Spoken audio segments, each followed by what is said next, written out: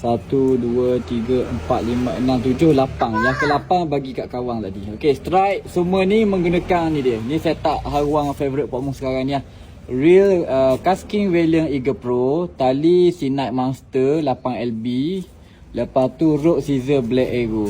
Ni setup memang padu lah. Memang sedap main ruang. Puas hati Cik Mong. Dengan senang strike. Ya, itu dia. Tak pernah dapatkan set ni, rajin-rajin lah tengok VTT Pok Mu ataupun tengok dekat showcase. Okey, itu dia hasil hari ni. Alhamdulillah, sedap. Bila setup kita sedap, kita akan rajin rasa nak lepas Pok Mu.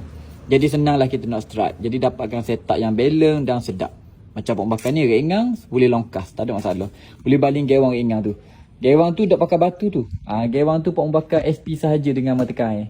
Dek. Kiraku Fetamina.